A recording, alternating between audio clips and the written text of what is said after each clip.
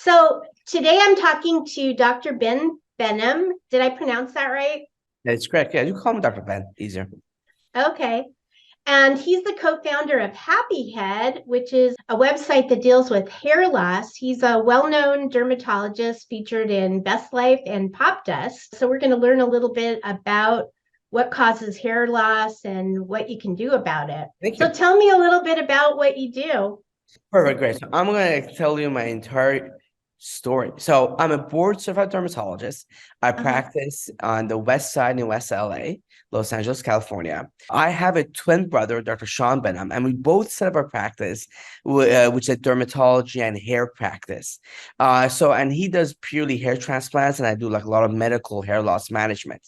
Over the last pretty much decade, we've been placing like a lot of patients on oral medications for hair loss. And one of that medication, known as finasteride, unfortunately has a low risk of sexual side effects. So around 2015, 2016, we were kind of trying to think and brainstorm what can we come up with that patients could still benefit from, but at the same time reduce that risk of sexual side effects. So at that time, pretty much the most predominant topical medication over the counter was Rogaine. So we came up with a topical compounded prescription medication where we took the Rogaine, the minoxidil, and we made a prescription grade, and then we added topical finasteride. So instead of using oral finasteride, we actually had the pharmacy making a topical version and added to minoxidil. And we noticed that actually patients had lower risk of sexual side effects because you're not ingesting it, you're applying it topically, and patients still had great, amazing results. So, and about 2000, well, it was early 2020, literally the day that we went into the COVID shutdown, we launched Happy Head, which was an online telehealth company that gave patients across the United States access to get a hold of this medication because we already had this product in our office for a few years, and patients were calling us from like New York, Florida, like, hey, how could I get your medication? But we couldn't give it to them because we were not licensed in their state. But Oh, once telehealth became something more popular, so we established a telehealth website, and it just gave people across the country easier access to get a hold of this product. So now we're almost several years into Happy Head. We have over thousands and thousands of patients using the product with great success, and this is where we are. oh, okay, great. Do you deal with men and women, right? Yes, we do men and women. A woman below age 50 basically cannot use the Happy Head finasteride product, but we have other products basically for females that Oh, can help as well. why is that? Well, because finasteride is what we call like a category X, which means females that are pregnant should not use the product. So we don't want Oh, to just give the product out to any female that could potentially get pregnant on it accidentally. So we are a right. conservative company. We just don't want anyone to risk it. No, I don't. I don't blame you. Yeah, most of my audience is women over 50, kind of in the baby boomer Right. generation. Right. And what causes hair loss, especially in women? Because that's mostly my audience. For great. So let's really talk about females. This is great. So majority of hair loss, typically in females above age 50, is what we call androgenetic, which means that it's actually genetic based, coming from Hmm. one of their parents or grandparents. And unfortunately, as we get older, basically we just tend to lose more hair. Hmm. So I personally have a lot of female patients in my own practice that come in and basically after age 50, and they typically tend to lose like a lot of the sides and also kind of like generally in on the top. So typical female pattern hair loss is when you lose your hair on the top and it maintains the frontal hairline. So the question is, what do we do for female pattern hair loss? So number one thing is diet. Diet really makes a huge difference in your hair. What you eat is basically how you're gonna look. So, for example, I always ask, are you vegetarian? So if a patient that are vegetarian, unfortunately, have like less protein intake, and as a result, basically end up with just more hair loss issues, just because of the fact that they don't have the appropriate amount of amino acids and proteins in the diet. So we typically Hmm. tell patients, to look, start taking a prenatal vitamin, add vitamin D to your diet. For patients that are below 50, I also recommend taking an iron tablet because of your menstrual period. You're going to lose some iron.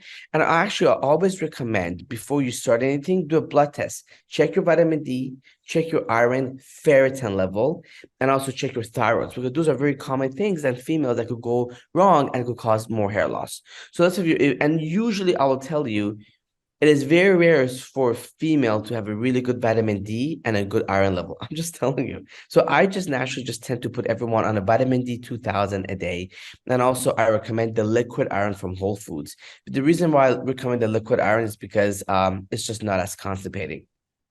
And Well, I then was told that women over 50 probably shouldn't take iron because, they're not you're having right. a period anymore. You're right. You're right. So I recommend the iron for females below age 50. You're right, Oh, not okay. above. Yeah, so I think every female below above should take vitamin D, but if you're female below age 50, you should also add iron to that regimen. And for Hmm. everyone, also add a prenatal vitamin.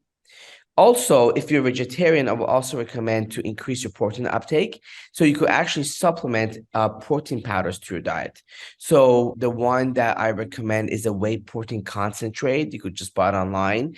Now, a lot of my patients say, "Oh, hey doc, I'm already taking a protein powder, but I'm like, I always say, look, go check to see what is the ingredient of your whey protein. A lot of times is whey protein isolates, and that could contribute to hair loss. So the Mm. isolate is what we take for as a pre and post workout shake. So switch it out to a whey protein concentrate, and that could help you.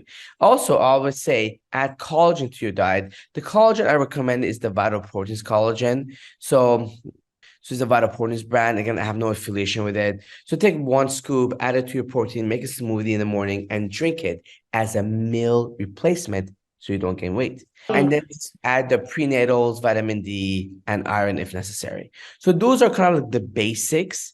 Also, you Hmm. could increase your protein uptake by having just adding more chicken to your diet, avocados, cashews.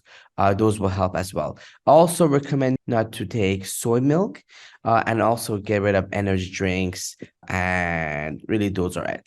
So then once we kind That of, makes sense. yeah, Yeah. it makes sense. So the question is, what are the medications? What are the oral medications that females could take, and what are the topical medications that females could take? So one of the oral medications, which is the most commonly used in females, is called spironolactone. Spironolactone is a blood pressure medication that is used at low doses for adult hormonal acne. It's very, very commonly used, but higher doses used basically for female pattern hair loss. It Hmm. works pretty well. It's about 50-50. Typically, for it to work, we use about 100 milligram a day. Side effects typically includes like dizziness, lightheadedness. It could make you pee more because it's diuretic. It could also increase your potassium level, so please avoid bananas or coconut water on it. Also, spironolactone it's a testosterone blocker, so it kind of mess up with your hormones a little bit. So it could cause irregular menstrual periods, which means it could cause you having like two periods in a month or sometimes even lose your period completely, and obviously don't get pregnant on it. Again, it's the number one gold standard drug for female hair loss. It's an FDA approved medication, but it's used off label for hair loss in females. But Hmm. again, a lot of patients don't like the entire hormonal changes. So what has also Yeah. become what has also become very popular is oral minoxidil. So minoxidil, topical minoxidil, a lot of people are familiar with. That's Rogaine over the counter. Oral minoxidil is another blood pressure medication that used off-label for hair loss in both males and females. It is not associated with any hormonal changes, so it doesn't have the breast tenderness, irregular periods that females experience on spironolactone. Typically, I start with a quarter of tablet for about the first 2 weeks, and I go to half a tablet, and that's where I stop. And there was a New York Times article about 2 months ago that showed long-term low dose minoxidil can really help females quite a bit. So I'm a big fan of it. I do like it quite a bit, and I have a lot of females on it. You could and it's pretty cheap. Just Yeah. again, it causes blood pressure changes. So if you're like 90 pound, please be careful. I'll probably not titrate above a quarter tablet. Other side effects includes dizziness, lightheadedness, chest pain, shortness of breath, headaches, and heart palpitation. If you ever get any leg swellings, let us know. So, and look, and there's sometimes patients that we do combine the oral minoxidil with oral spironolactone, but again, that's like an individual basis. We really have to sit down and you really have to have a consultation with your doctor to figure that Yeah. out. Other things include oral finasteride. So oral finasteride is a DHT blocker that is used typically for males, but if you're female above age 50 and you have no risk of getting pregnant, basically then we could also prescribe that for you as well. And there are some females that go on oral finasteride as well as oral minoxidil at the same time. Again, you have to really talk to your doctor about it. So there are a lot of oral options for females, and they do really well. There's also topical options where we combine the topical minoxidil, like the prescription grade Rogaine, with topical spironolactone or topical finasteride. Again, it really depends upon your age, and that's where I think Happy Head shines because at Happy Head we are the frontier of topical medications for both male and females. So you could get on, obviously, describe your situation, and doctor will evaluate your medical history and will give you the correct prescription. And sometimes you could do the topical Happy Head along with oral medication. So really there's a lot of different ways, and you really need a consultation to really adjust that for you. And that's where basically we have doctors, dermatologists, Happy Head that will do that for you. Because most patients typically don't know, but and also most patients don't even know if there are options. But I'm here to tell you that if you're female below age 50 or above age 50, there are multiple oral medications and topical medication options that could help you. And sometimes it might be synergistically helpful to combine topical and oral together. Oh, okay. So then we have our natural option, which is the whey protein and the vitamins. Number two, we have the oral medications. Number three, we have the topical happy head medications. And the fourth thing is that there are other reasons why people lose their hair. So, for example, if you're female and you're basically putting in a very tight braid, you're most probably going to lose some hair here known as traction alopecia. With Mm-hmm. traction alopecia, it could be quite devastating just because, it could use some patients, the hair loss could go back really quite a bit. In those cases, I recommend that stop pulling your hair. Don't put it in tight braids or tight buns. Don't be tight. And also don't wear very tight hats either. Loose clips in the back is fine. And also, what really works on the sides that if you do topical Rogaine, and you can also do a dermal roller. A dermal roller is a microneedling roller that you could buy on Amazon. Is a roller that's about 540 spikes. And basically, they come in different depths. So the depth I recommend is 0.25 depth. So if you gently roll basically back and forth, it's going to basically stimulate basically more hair growth. So we have the dermal roller and we have the Rogaine, and also PRP and stem cells really help a lot as well, especially PRP. It really helped quite a bit. So you could also reach out to your doctor, or you can always come visit us in basically West LA, and we'll be more than happy to do the PRP for you. But I do a lot of PRP for females right here, and they do really well. And then there's also other reasons for hair loss. So you have alopecia areata, which is an autoimmune condition where patients lose basically is an autoimmune condition where the body attacks the hair follicles and you lose hair in round patches. I have alopecia areata. I don't know if you could see it, but I have one spot in my upper mustache right there. Typically, with alopecia areata, injections of cortisone basically will help quite a bit. And then there's also scarring hair loss, what we call superficial alopecia. Basically, you could get scarring like a lot of places. And with that, it's a very tough thing to treat. Some patients may go on oral finasteride, an oral antibody called doxycycline, or sometimes an oral lupus-like medication. And those are tougher to treat. And there's some patients that might get scarring in the front, and also they're losing the eyebrows, known as frontal fibrosing alopecia or LPP. Again, not a lot of people have those, but they do exist, and we see them all the time. So if you're having a lot of these hair loss issues, I highly recommend you go see your local dermatologist, and they'll be more than happy to help you. So Oh, that was okay. a really rundown basically on like a lot of hair loss and different hair types of hair loss for females and different type of medications and treatments for female pattern hair loss. I have a question because I don't really have hair loss, but like I'm You have great hair. definitely post oh, thank you, post menopause, and I get a lot of chin hairs, like which are annoying. So if you take the medication, does that increase the hair Typically on your not. face? No, Oh, typically not. okay. And if you do have the chin hair after black, you could laser them off. And I would probably recommend doing laser them off before you get a little bit older, because once they turn gray, then the laser doesn't work. Oh, okay. Yeah. Well, once they turn gray, they don't show up as much, but True. I'm constantly plucking them. It's No. terrible.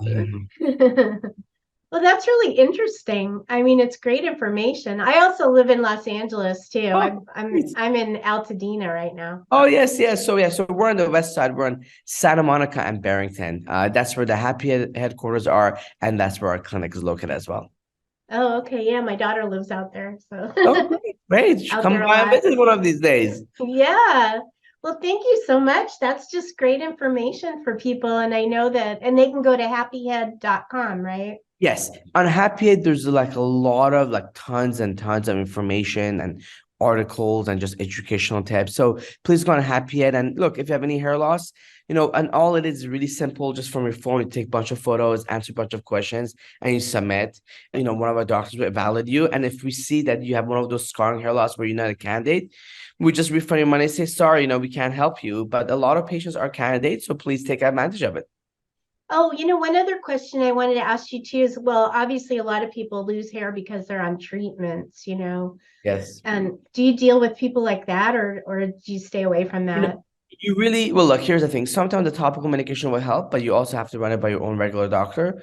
But sometimes you really have to, I mean, those are complicated cases, so you have to get in and see your own doctor for that. Right. Yeah, I can imagine. Well, thank you so much, Dr. Benham. But thank you so much for having me.